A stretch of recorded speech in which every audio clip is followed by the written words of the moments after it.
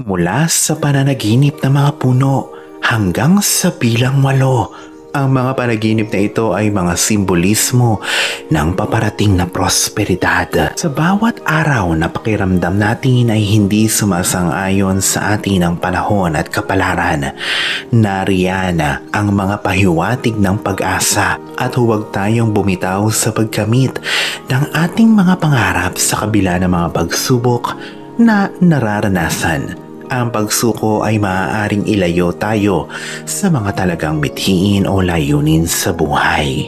May mga paraan ng universe para sa atin upang alisin natin ang sarili sa pag-iisip na baka wala ng pag-asa. At ang mga senyales na ito ay nagsasabing ang kaginhawahan at tagumpay mo sa lalong madaling panahon. Ito ang mga pahiwatig ng panaginip na huwag kang sumuko. Ang prosperidad ay paparating na at totoo na ang lahat ng kabutihan na ibinigay sa iba ay talagang may balik at bunga na maganda. Kaya walang sayang sa pag-aalay ng kabutihan sa ating kapwa. Di man sila ang magbalik nito sa iyo, ito ay mismong ang kalangitan na ang siyang nakakakita ng lahat. Kaya ano ba ang mga 11 senyales ng prosperidad na ito na siyang pinaniniwalaan ng marami na unang nakikita nila bago pa dumating sa kanila ang magandang kapalaran o good karma?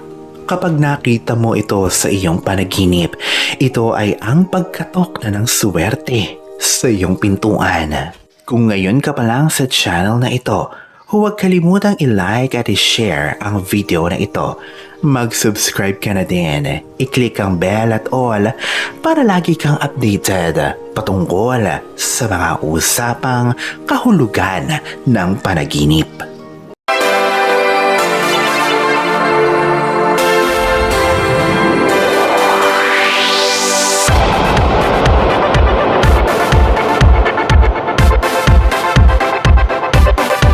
Una, ang pananaginip ng isang hiyas, kristal, mamahaling bato o diamante o gemstones ay ang senyales ng kaligayahan at prosperidad. Ito ay senyales ng papadating na kaligayahan at kasiyahan sa buhay. Ito ay konektado sa financial security, katuparan sa relasyon at ang paglago ng anumang naipuhunan, pagod man o mula sa pera. Ito ay pangkaraniwang omen o senyales ng paparating na kayamanan at prosperidad. Sinasabi lang nito sa iyo ang papadating na swerte at ito ay kadalasang sa forma ng pera. Pangalawa, ang pananaginip ng isang puno na maberde, malago at hitik sa bunga. Ito ay magandang kapalaran. Ito ay kaugnay sa swerte sa buhay sa araw-araw. Sa mundo ng panaginip, ito ay representasyon ng iyong buhay at ang bunga ng iyong mga sakripisyo at hirap.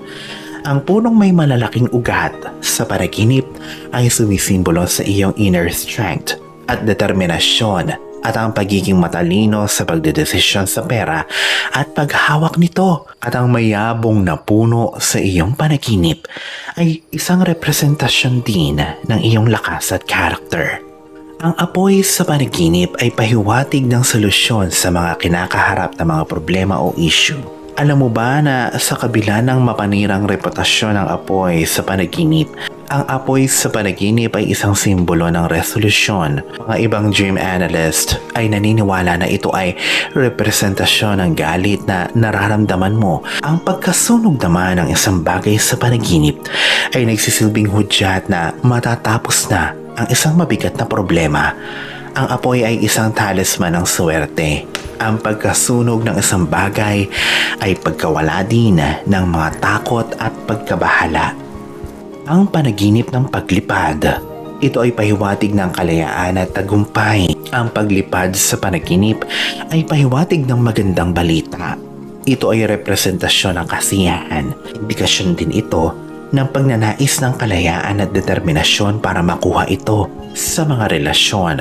Ito ay pagsasabi ng pagkamit sa ninanais na kalayaan o resolusyon sa problema. Ito ay gabay din at nagsasabing ikaw ay nasa tamang landasin. Ang 5, ang pagkakita ng babae sa panaginip. Ito ay pagmamahal, kabaitan o kabutihan. Ang pagkakita ng babae, kilala man o hindi kilala, ang papadating na swerte. Sinisimbolo nito ang pag-ibig, pagiging palakaibigan, kabaitan at pagmamahal. Ang eksaktong interpretasyon ay depende sa pamilyaridad sa babae sa panaginip at ang likas na relasyon. Ano pa man ito ay isang positibong pahiwatig. Pang-anim, ang kasiyahan o kaligayahan sa panaginip ay pahiwatig ng paparating na prosperidad. Ang pagkakita sa sarili na masaya sa panaginip ay isang good omen. Kung sa kasalukuyan ng buhay mo ay walang kasiyahan at kaligayahan, ang malalim na pagnanais na magkaroon ng kaligayahan ay maaaring magmanifesto sa panaginip bilang senyales din ng paparating na magagandang bagay. Sa puntong ito, ang iyong mga panaginip ay mga mensahero na mga masasayang realidad mo sa kinabukasan. Pang-pito, nakapanaginip ka na ba ng 4-leaf clover? Ang 4-leaf clover ay associated sa swerte. Sa panaginip, ito ay sign na may magandang pangyayari na mangyayari pa lamang. Ito ay pwedeng pagkamit ng isang bagay na matagal mo nang ninanais, kaligayahan at katuparan ng mga pangarap. Ito rin ay nauugnay sa relasyon, pera at trabaho. Pang-walo, ang pananaginip ng trigo o wheat, ito ay kasaganahan at prosperidad mula sa lupa. Ito ay simbolismo din ng swerte at kasaganahan. Nangangako ng prosperidad sa pang-araw-araw na buhay. Ang masaganang ani nito ay kaugnay sa kalusugan, kayamanan at kaligayahan. Ito ay panahon na ng kasaganahan at prosperidad sa buhay mo. Pang-siyam, pananaginip ng numero 8. Ito ay pahiwatig ng kabalansihan, walang katapusan at kasaganahan. Sa numerology, ito ay associated sa mga positibong kaganapan sa buhay, kalusugan, kayamanan, romantikong relasyon at financial gains. Ito ay perpektong simetriko at balanse na siyang ginagawang suwerteng simbolismo sa mga panaginip. Kapag ito ay nakita mo sa panaginip, ito ay signal mula sa universe ng good fortune na pabadating na sa buhay mo. Pang-sampu, ang pagkakita ng agila na lumilipad sa panaginip ay pahiwatig ng ambisyon at determinasyon. Ang mga agila ay sumisimbolo sa katapangan at determinasyon, representasyon ng hindi napapagod na espiritu at ang pagkakaroon ng attitude na hindi basta-basta sumusuko sa buhay. Ang pananaginip ng majestikong ibon na ito ay nagpapakita ng iyong ambisyon at katatagan para makamit ito. Ang pang-11, ang panaginip ng sulo o lampara. Ito ay liwanag sa kadiliman at mga pagsubok.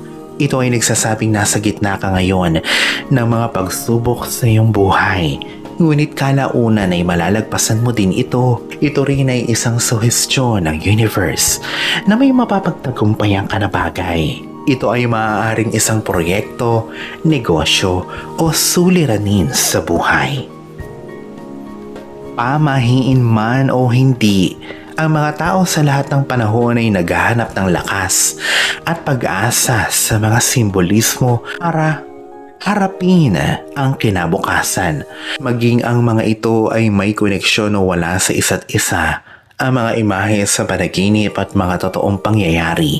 Ang mahalaga ay pinipili mong lubos na maniwala dito. At sa kabila na may mga nagsasabi na ang isang tao ay ipinanganak ng swerte o mayaman, ang naghanap sa maraming paniniwala. Ang swerte o magandang kapalaran ay hindi ang lalapit sa iyo. Ito na ay nakahanda na para sa iyo at ikaw ay pwepwesto sa daanan ng mga biyaya. Ikaw din ang lalapit sa pamamagitan ng pagsisikap at pagtitiyaga upang makamit mo ito.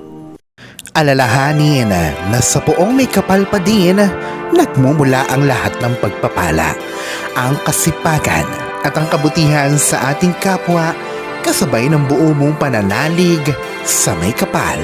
Ang siya pa rin na dapat ay manaig. Ang mga ito ay mga gabay lamang. This is Erfidel Rosario. Thank you for watching.